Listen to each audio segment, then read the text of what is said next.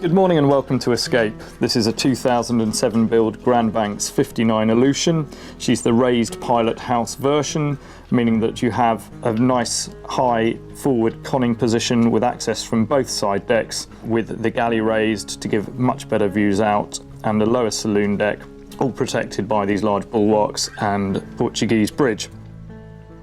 So Escape has had a great deal of work done in recent times. She was undergoing a major refit in 2016. As you can see, we've still got some blue tape on her sides from undergoing varnish work, so she's still very much being maintained.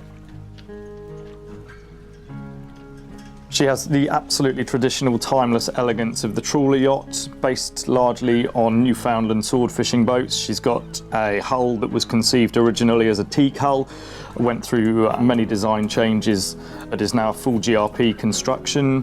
She's built out in the Far East under license to a design by Jim Moran. This boat is quite exceptional. She is a 2007 build. Extremely good condition, a great deal of retrimming. She's running at about 740 hours on her twin Caterpillar engines. She's got a total of 12 berths on board. Absolutely timeless elegance, and her C18 Cat diesels will push her to around about 25 knots if you need to go that fast, but quite happy to put her around at much lower speeds, obviously in the interest of economy. So she's an offshore boat. She has a full-length keel. She is stabilised with a Naiad hydraulic system. She also has proportional bow and stern thrusters, so very easy to be worked by a short crew. Port and starboard access doors through here on either side of the pilot house, and as we walk forward, we've got a large open foredeck protected by this Portuguese bridge. So the Portuguese bridge on these boats gives a little bit more storage. It also has two forward-facing sofas, one on either side. Large flush foredeck laid to teak here with large windlass. The beak allows two anchors to be stowed at the same time. Plenty of mooring gear here. It's all good quality, high quality stainless steel, very well polished out. Carlenberg air horns, three big screens looking forward, all with pantographing wipers, etc. So very safe side decks, deep bulwark here, so loads and loads of protection, and they're covered as you walk back into the aft cockpit. Walking into the main pilot house here, we have two stid chairs. This area has been reupholstered, so it's all been retrimmed in very nice grey-green ultra leather. Main central helm console with wheel, twin plotters, all engine controls. Down here we have main 230 volt, a 24 and 12 volt switching. Just above the screens, we have nav techs, some more nav kit, and this is where all the generator inverter controls are installed. Over onto the starboard side, there's a large 6-seater sofa with leaves that open out and a couple of loose chairs which can be fixed when underway. You can see it's a large, bright, airy, ambient room. We've got a fully fitted galley over to the port side. There was extra storage put in on this boat from new. We have twin drawer dishwashers and everything that you could conceivably need in the galley. Just a couple of steps down and you're on the main saloon deck with a large wraparound sofa on the port side and a couple of swivelling armchairs to the starboard. So we'll just have another look at this galley. As you can see, stainless steel appliances, plenty of storage, locking drawers underway so everything stays where it should be, and plenty of valance lighting for night times. Moving forward, starboard side, we're down onto the accommodation deck. There's about 7 stairs down here with a good stout handrail. We've got a polished teak and holly floor throughout, and down here you can see where quite a lot of the refit work was done on the interior. So in lieu of standard, we've got silvered linings to the side panels and brand new panels overhead on the ceiling. This is the main master full beam cabin. We've got 2 opening panoramic view windows on the port side, single one on the starboard, newly retrimmed forward bulkhead with a large TV, double hanging lockers over to the port side, plenty of lighting options, and then as we move around to the starboard, we've got a double hanging cupboard. We've got concealed safes. There's a writing desk here with telephony points throughout. And over slightly forward to the starboard side is the ensuite master heads. So we've got freshwater vacuum flush heads in here. We've got bone Korean china worktops. There's a large double shower in here, which can also be filled as a tub. Plenty of ventilation throughout, plenty of natural and forced, so you can make sure that this stays cool when needed. Moving forward through the accommodation, on the port side there is a guest cabin. This has got 2 single berths, both level, small nightstand with a hanging locker behind, and again this has been retrimmed in this silver lining panels.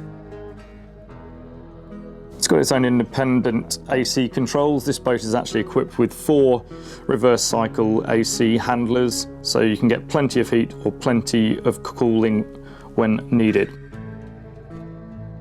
Moving forward, we've got the day head over to starboard. We'll look at that in a moment, but this is the forward master VIP cabin. So we've got options in here of having either a large V berth, a full double width berth, or 4 bunks. So there are 2 pull-out hammock berths, port and starboard.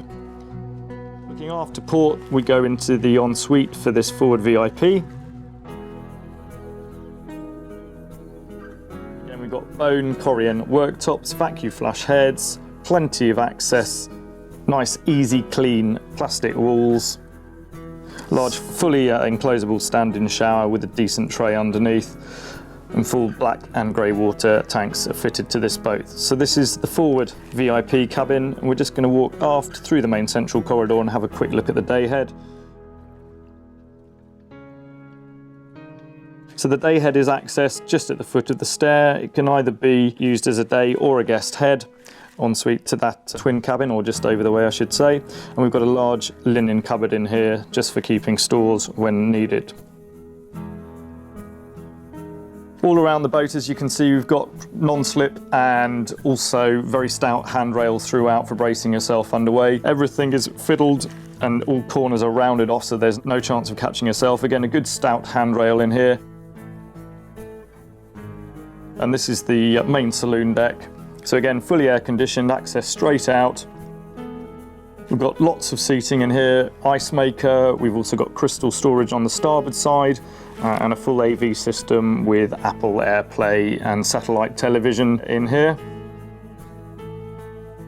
Just sweep round here. This again was all retrimmed during 2016, and we'll just have a quick look out onto the aft deck. Fully enclosable, this optional highly glossed varnish table.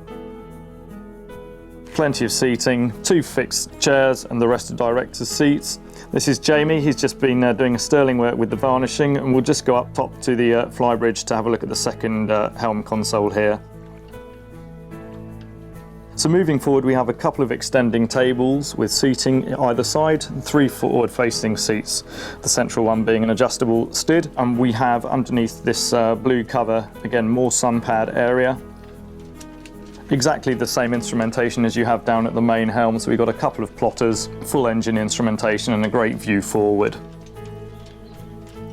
Moving aft past these chairs, we can see the boat deck, so we've got a large steelhead davit here to launch this tender, and over on the starboard side there's a large moulded cabinet. On this boat we've got the Miele electric barbecue grill, hot and cold sink, and there's a refrigerator which is running off 12 volts underneath. So that's the flybridge deck where you'll spend a lot of your time. So walking down these stairs, again, lots of handholds, not too steep on the treads, and we'll go into have a look at the heart of this boat, which is accessed just through a watertight bulkhead door on the aft port side deck. So down here, this is accessed directly into the engine bay, and then off that we can move aft into the crew accommodation.